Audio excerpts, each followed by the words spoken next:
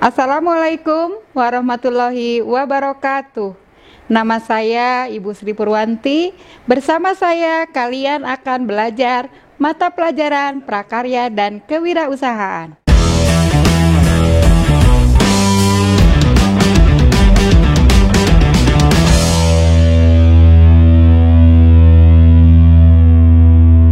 Pertemuan kali ini kita akan belajar materi tentang perencanaan usaha pengolahan makanan khas daerah yang dimodifikasi dari bahan pangan nabati dan hewani, meliputi ide dan peluang usaha, sumber daya, administrasi, dan pemasaran. Sebelumnya, kalian pasti sudah paham tentang apa itu kewirausahaan, kan?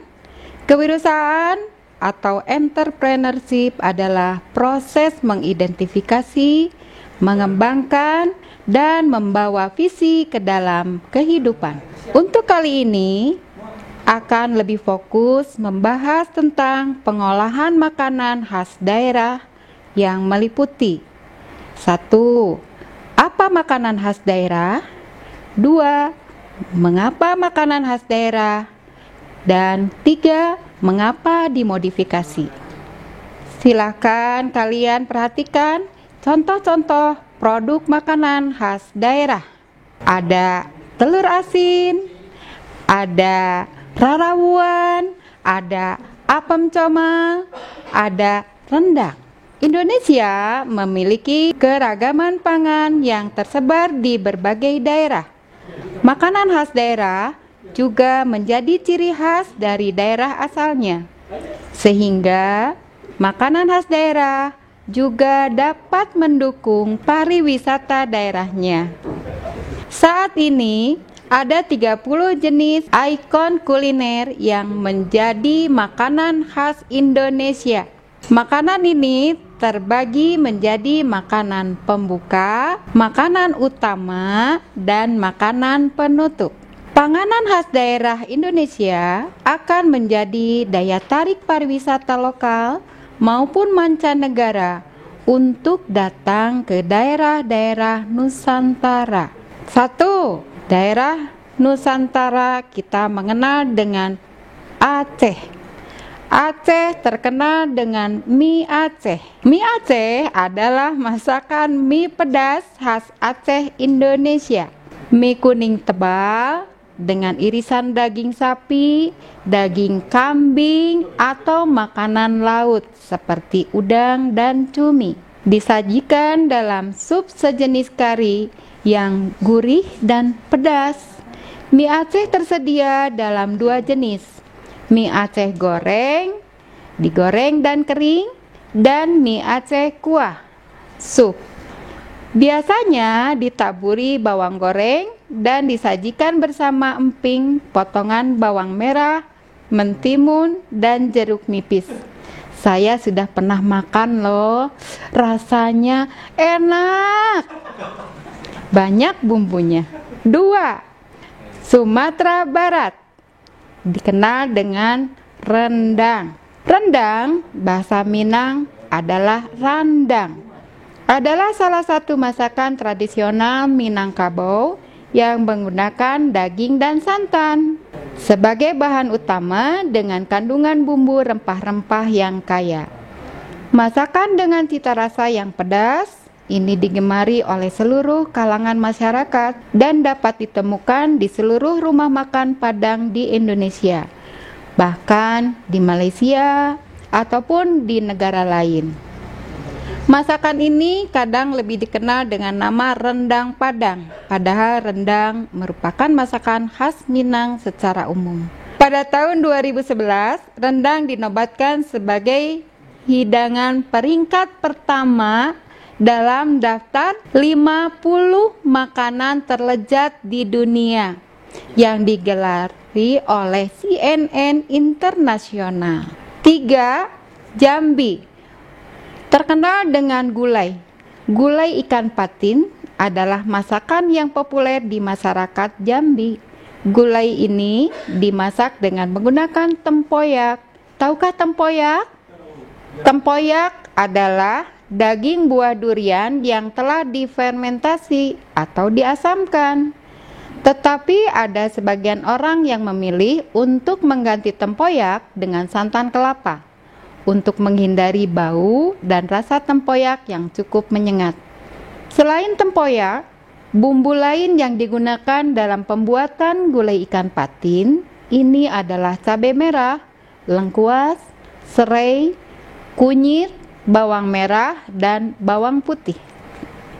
4. Jawa Timur. Suatu makanan yang menggunakan bumbu kacang sebagai komposisi utamanya dan disatukan dengan aneka jenis-jenis lainnya. Belum diketahui secara pasti dari mana kata pecel. Dan pecel itu berasal dalam bahasa Jawa. Pecel dapat diartikan dengan tumbuk atau dihancurkan dengan ditumbuk. Beberapa daerah mengklaim mempunyai kekhasan sendiri pada pecel di tiap-tiap kota. Namun menurut sejarah, pecel sangat familiar di daerah keresidenan Madiun, Jawa Timur. Tahukah kalian ciri khas pecel Madiun? Ada mempergunakan makanan tambahan serundeng. 5. Jawa Timur. Klepon. Klepon atau kelepon, ini kelepon berasal dari bahasa daerah, bahasa Sunda. Klepon adalah sejenis makanan tradisional atau kue tradisional Indonesia yang termasuk ke dalam kelompok jajan pasar. Makanan ini terbuat dari tepung beras ketan yang dibentuk seperti bola-bola kecil dan diisi dengan gula merah, lalu direbus dalam air mendidih. Kelepon yang sudah masak lalu digelindingkan di atas parutan kelapa agar melekat, sehingga kelepon nampak berbalur parutan kelapa. Biasanya kelepon diletakkan di dalam wadah yang terbuat dari daun pisang. Makanan lainnya ada lumpia dari Semarang, ada semur jengkol dari Betawi, ayam betutu dari Bali, kerupuk ikan payus dari Jawa Timur, ada otak-otak dari Riau, dan wedang ronde dari Jawa. Dan kuliner lainnya, kalian kan telah melakukan survei di jejaring internet tentang macam-macam kuliner khas daerah di Nusantara. Jadi, apakah makanan khas daerah itu? Makanan khas daerah adalah makanan dan minuman yang biasa dikonsumsi oleh masyarakat tertentu dengan cita rasa khas yang diterima oleh masyarakat. Bagi masyarakat Indonesia, umumnya amat diyakini khasiat dengan resep turun-temurun dari nenek moyang menggunakan rempah-rempah asli Indonesia. Karena di samping khasiat makanan tradisional Indonesia juga mengandung segi positif yang lain seperti bahan-bahan yang alami, bergizi tinggi, sehat, dan aman, murah dan mudah didapat, sesuai dengan selera masyarakat sehingga diyakini punya potensi yang baik sebagai makanan. Pembahasan berikutnya adalah produk makanan khas daerah. Contoh-contoh produk olahan makanan. Kalian bisa amati ya. Ada apa saja? Ada produk makanan kering, produk minuman, ada produk makanan jadi, dan ada produk makanan setengah jadi. Contoh-contoh produk makanan setengah jadi seperti kerupuk, rengginang, ada tepung beras, ada marning jagung, dan yang lainnya. Selain itu, terdapat juga produk makanan awetan seperti apa? Bakso, ada dendeng cumi, ada terasi udang, baunya, ada tepung rumput laut, ada telur asin, ada dendeng daging, nikmatnya. Kesimpulan sistem pengolahan makanan khas daerah yang dimodifikasi adalah sebagai berikut. Melalui sistem pengolahan makanan khas daerah yang dimodifikasi, produk makanan khas daerah terdiri atas makanan dan minuman khas daerah. Makanan dapat dibagi menjadi makanan yang kering dan makanan basah. Produk makanan dapat juga dikelompokkan menjadi makanan jadi dan makanan setengah jadi. Makanan jadi adalah makanan yang dapat langsung disajikan dan dimakan. Makanan setengah jadi membutuhkan proses untuk mematangkannya sebelum siap untuk disajikan dan dimakan. Makanan kering khas daerah yang dapat langsung dimakan, contohnya keripik balado yang dikenal dengan sanjay dari Sumatera Barat dan kuku macan dari Kalimantan Timur. Makanan kering khas daerah yang tidak dapat langsung dimakan, misalnya kerupuk udang dari Sidoarjo dan dendeng sapi dari Aceh.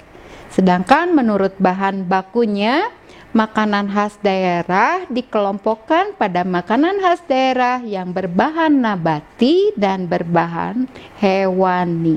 Mengapa harus wirausaha makanan khas daerah? Karena produknya sangat bervariasi, bahan bakunya mudah didapat, teknologi pengolahannya pun cukup sederhana dan dapat dipelajari.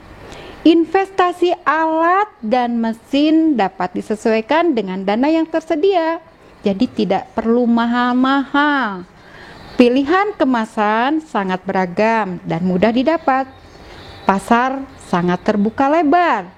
Makanan khas daerah termasuk makanan yang merupakan kebutuhan wajib manusia.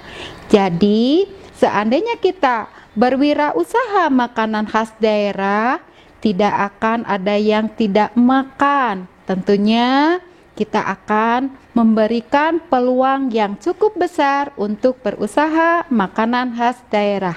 Mengapa makanan khas daerah dimodifikasi?